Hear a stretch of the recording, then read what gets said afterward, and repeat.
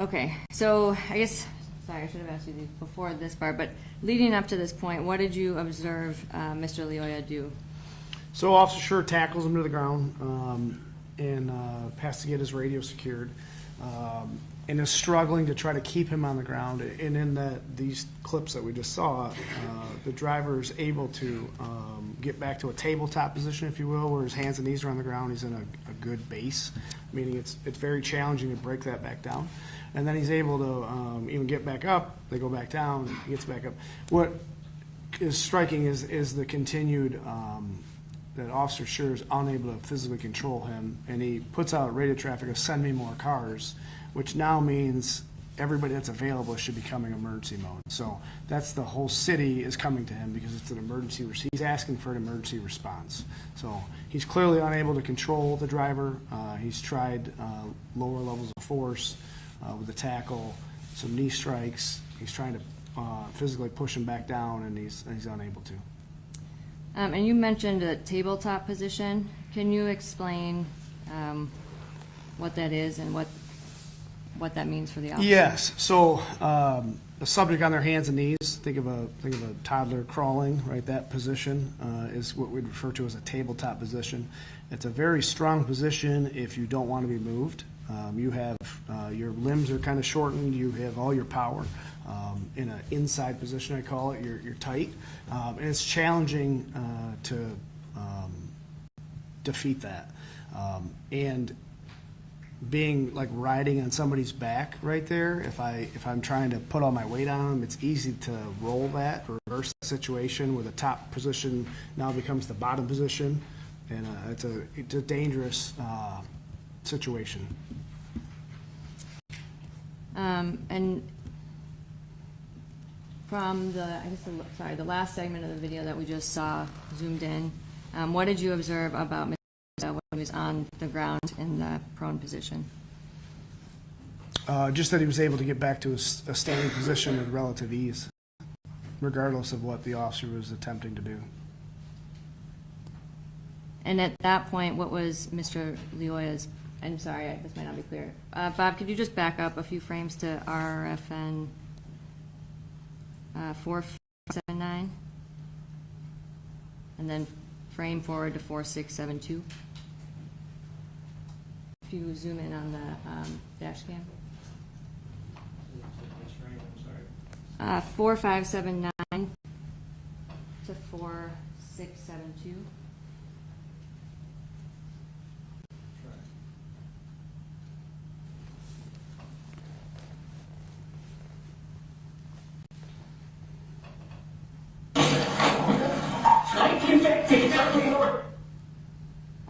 And from this position, what did you observe? Yeah, so that's what I'm referring to is that tabletop position. You see the driver's on his hands and knees, and Officer Schurr is, for a lack of a better term, almost like piggybacked, right? He's just riding them. And both feet are off the ground, his hands are off the ground. He's trying to call out on his radio, so he's distracted with his one arm. He doesn't have full control. So he's calling out with his radio, and he's in a bad position because, for example, all the driver would have to do is duck his head forward and lift a little bit, and that officer's going over top of him. So then he's on his back or face down, and then the driver could easily be on top of him. And a few frames forward, did you see Mr. Lyoya on all, when you say, we talked about prone position, can you explain what that is? Yeah, so prone, just belly down, your face down on the ground, belly down. And that's an ideal handcuffing position for us. We want to be on top while they're prone or face down. As you can see, the officer attempts that multiple times here, and the driver is successful in just standing up on his own power regardless of the force being put on him. Okay. And did you observe Mr. Lyoya go from the ground, stomach down, and push himself all the way up? Yes, he did that various stages through here, but yes, he does that. And that in itself is going back to the totality of the circumstances, the factors in use of force decision-making or objective reasonableness, size, strength, ability, those are the factors. And as this progresses, exhaustion. So it's physically, it's extremely difficult to control another human being that doesn't want to be controlled. It's exhausting. So you can see that this has been going on for several seconds now, this struggle, and the officer is unsuccessful in his application of force at this point. And at this point, what would you train an officer to look for as far as his surroundings? What would be other indicators you would train an officer to be aware of? The gentleman in the white, I forget the witness's name, sorry. Is that Mr. Butler? Mr. Butler. He's saying something to the driver or the passenger, I forget, but he's there, so that's a concern. He's an unknown subject, and whether he's going to help you or help the driver or what that situation is. And then obviously the passenger in the vehicle now is out of the car, and they're both kind of in the peripheral view of Officer Schurr. So now he's got multiple subjects. He's not able to physically control the driver that he's dealing with. So yeah, he's got to be aware and be concerned with it. And at this point, have you are Officer Schurr's actions consistent with GRPD policy and training? Yes. Okay. Bob, if you could please play through 5408.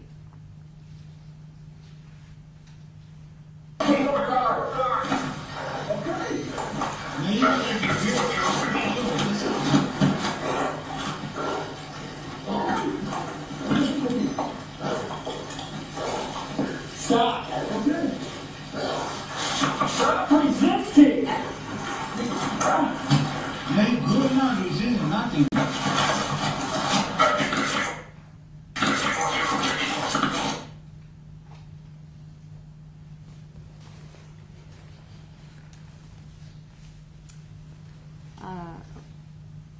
And based on this, did you, at this point in time, have you heard Officer Schurr call for backup again? Send me more cars, yes. And at that point, what would you expect the responding officers in the area to do? Respond emergency mode, so lights and siren, and get there as soon as possible, as safely as possible. And what have you observed about Mr. Lyoya's behavior during this part of the video?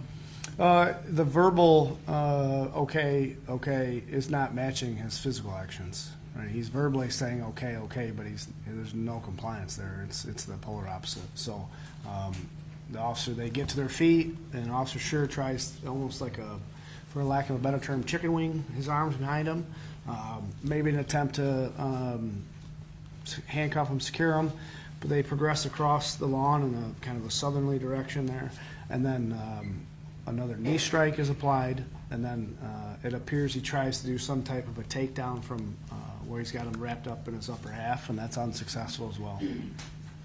And is there anything that you observe about Officer Schurr throughout this?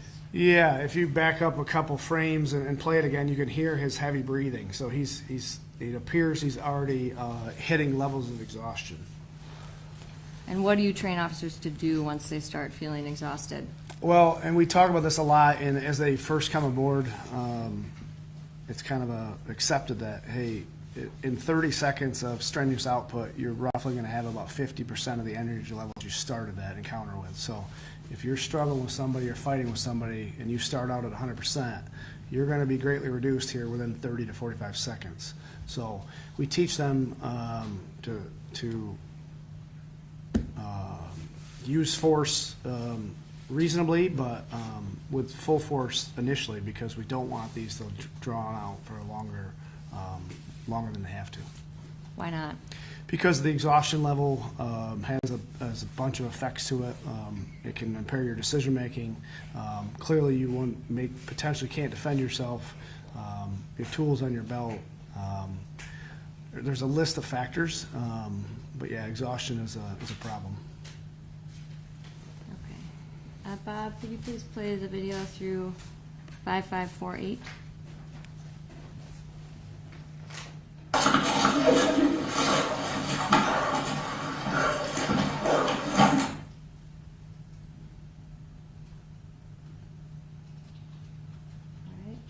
record. And leading up to this point, what did you observe Mr. Lyoya doing?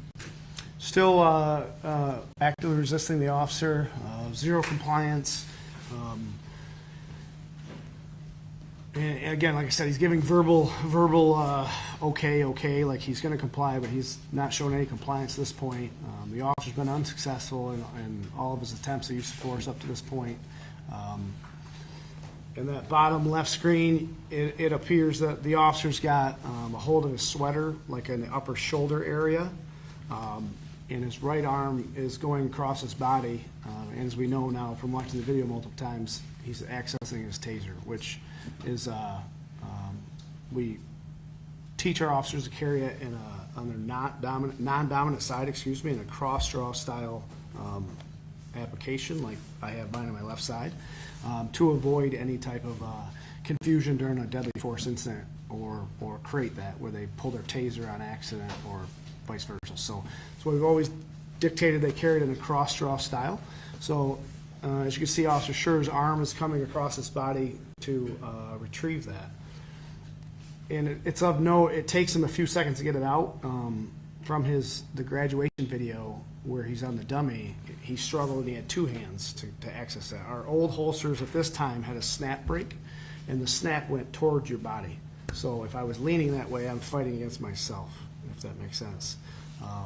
So it takes him a little bit of time. He's one-handed, and he's trying to hold the driver with his back, upper shoulder arm area there, his sweater, and access his taser with his right hand.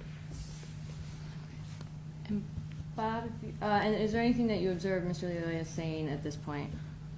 I didn't catch that in any of my reviews because I didn't have the dictation until recently, but the get the keys part. So that is concerning because what's the plan there?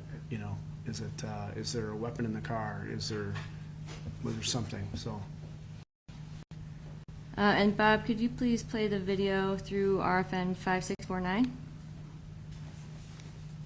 Okay,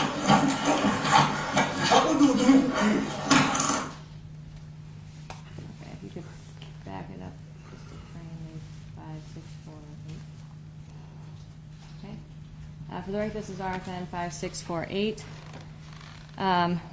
At this point, what have you observed? Excuse me.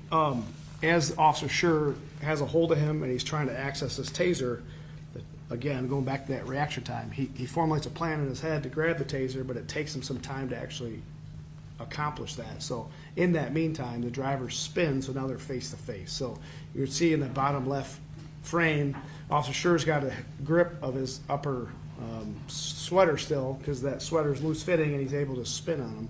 So now he's on an inside position, and it's hard to see over Your Honor's computer screen there, but he's reaching for Officer Schurr's taser. I can't tell if he does have a hold of it.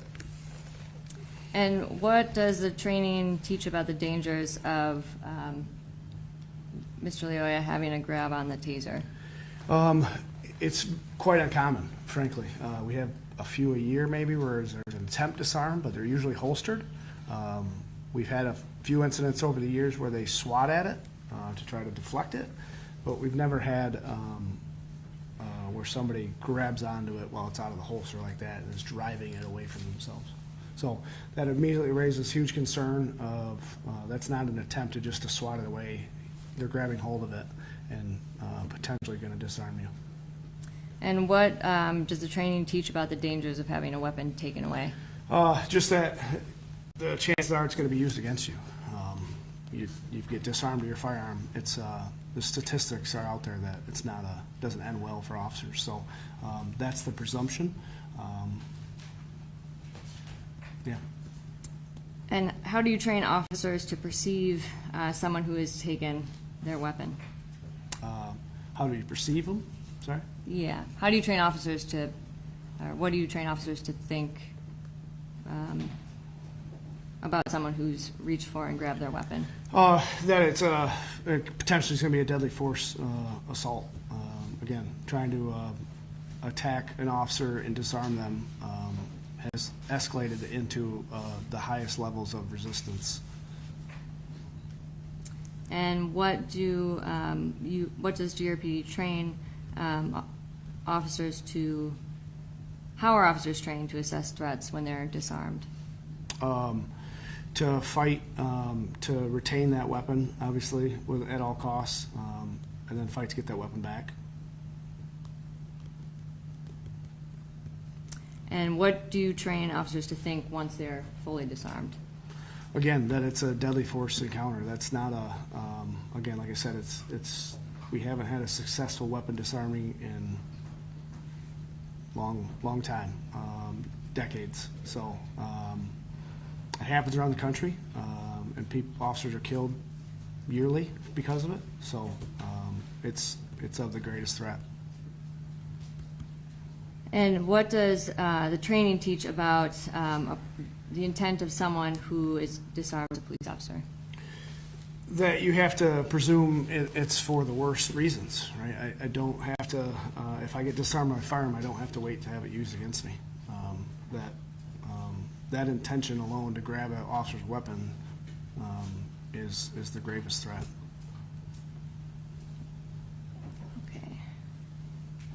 Okay. Bob, could you play the video through RFN 5770, please?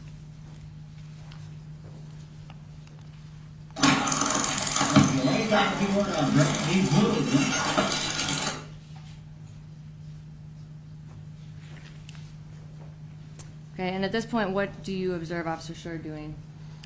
So just as the frame starts and the driver grabs hold of the taser, Officer appears to do, I refer to it as like a wheel weapon retention, where he wheels it to the ground in kind of a circular motion to try to break that grip.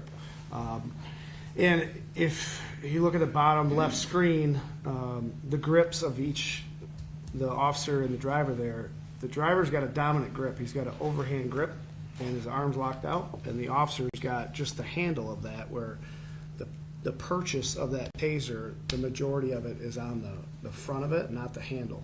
So he's got a dominant grip over the officer's grip, and the officer's tried a couple weapon retention techniques and has been unsuccessful.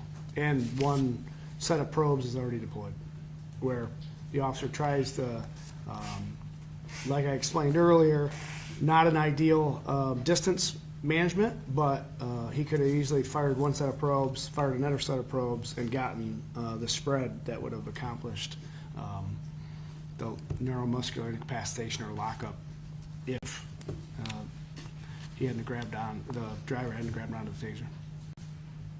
Okay, and at this point, what is Mr. Lyoya doing? He's driving that taser away from himself, and it appears towards, and the cell phone video shows they're both traveling towards the ground. Bob, could you play the video, please, through, I don't know yet, but I'll tell you when to stop.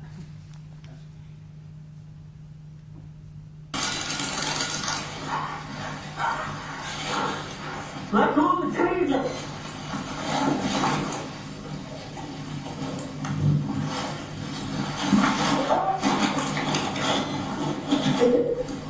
Oh, Bob, sorry, can you stop there and back up a little bit? And zoom in on the cell phone video? 6256. Yeah, sorry, can you back up? I missed mine. More? Yeah, if you can go to 5825, or if you can just zoom in and I'll tell you when to stop. If you can go a few frames back. I can't see the RFN camera. Okay, if you can just back up and I'll tell you when to stop.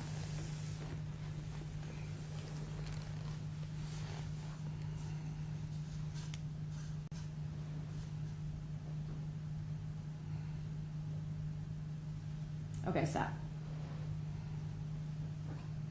This is RFN 5882. And at this point, what do you observe Mr. Lyoya doing with the taser? He's still got control, or attempting to take control of it. You can see Officer Schurr has still got it in that grip that he had before. And it's pointed at the ground. You can see the LED flashlight pointing towards the ground. So now in that position that Officer Schurr's arm in, it's a odd position, right? He's got that elbow bend going, so the driver's on his back and has, again, locked out arm, a dominant grip. Okay, and what hand do you observe it in at Mr. Lyoya's? It appears it's his left hand. Okay. Bob, can you play it moving forward, please?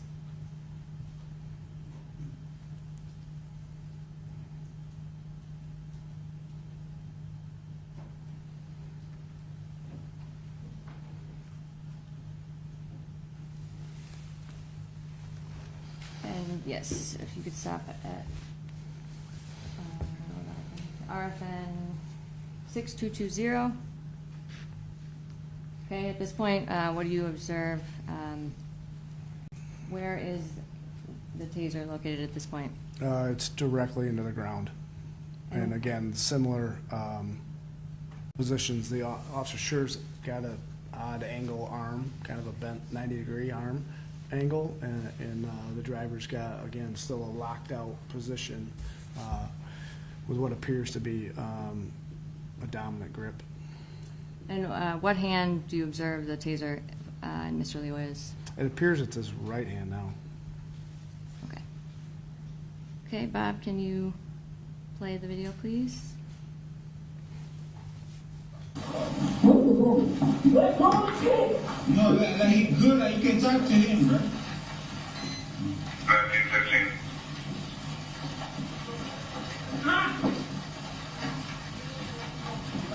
Yeah. Like he good, bro. Like can you talk to him like good, like can you, yeah. Stop grabbing him like that. Nah, he good at first. Yo, you hear him too.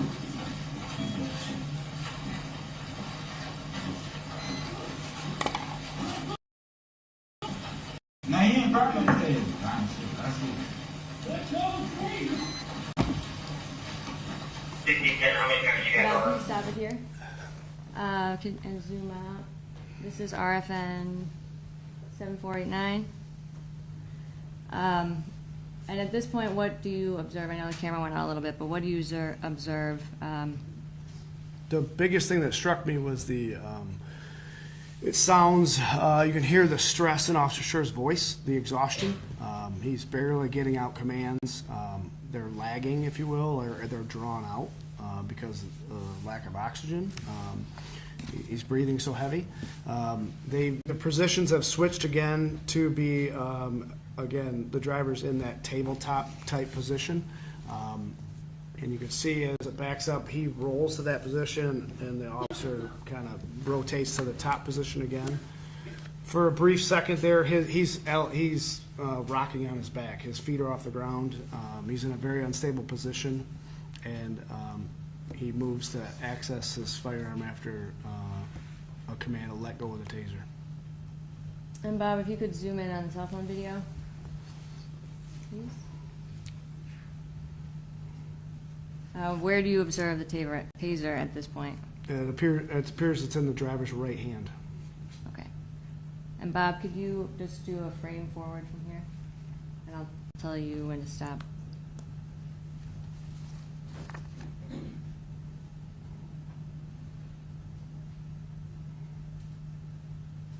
Sorry, you can play it, I guess. Okay. Frame forward from here.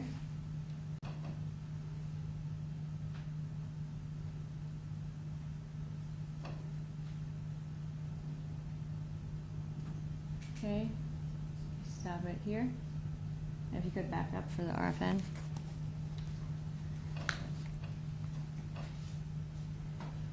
Okay, and what did you observe here? The struggle, the position is fluid, right? The officer's access his firearm, it's out of the holster. He's trying to maintain some type of a position on top. The driver is now turning back to the inside position, appears, where his right hip is towards the ground, and he appears to be spinning into the officer. He's got control of the taser. It's in his right hand, it appears. And the officer's got his left arm kind of draped over the driver's left shoulder to try to maintain some balance. And at this, And another command to let go of the taser was in that clip there too. I think it was drop the taser on that one. Was it? Yeah, this is, we're at the, like, right, the Okay. last drop the taser. So this is after he had Oh, given it's the dropped, sorry. final command of drop the taser. And at this point, I guess we can just play it forward from here. Everyone.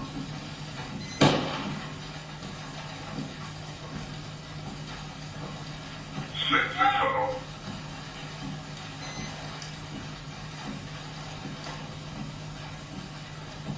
You just packed up, those are great. It is. Get back! Thank you, safety. For the shooting. That'll be great. 1915, 10-4 down Cedric. Starting medical.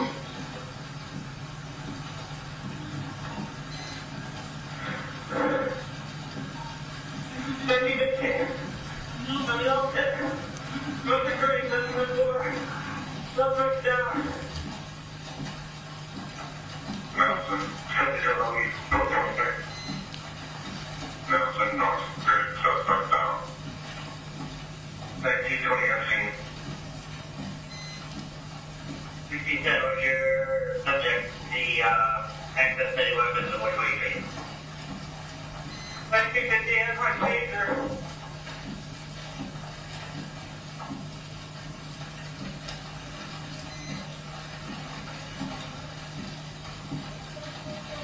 Okay.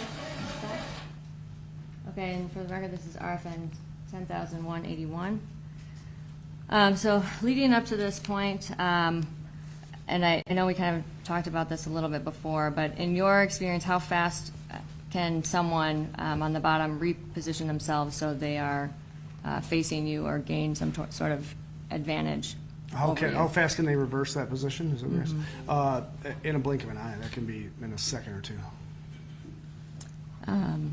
And in high stress, close quarter situations like this, is it realistic to expect that an officer could stop someone from initiating or completing a full spin if that happens quickly?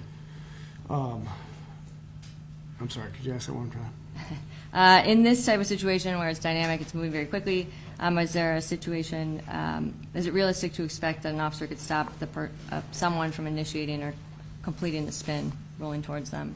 No, in the sense too of the video, if you saw the steamy breath out of Officer Schurr, that would indicate how deep of a guttural breathing he's trying to accomplish there. So at that level of exhaustion, no, I don't believe he could have prevented that situation from spinning in a second or two.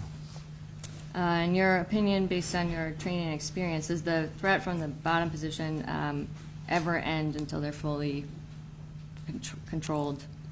No. And based on everything we've reviewed, do you have an opinion on whether an objectively reasonable GRPD officer in Officer Schurr's situation would have been in fear of a serious bodily injury or death when Mr. Lyoya started getting up off the ground with his taser in his hand? I do. And what is that opinion? That it was reasonable, that a reasonable officer could perform the same way in that situation. Thank you. No further questions.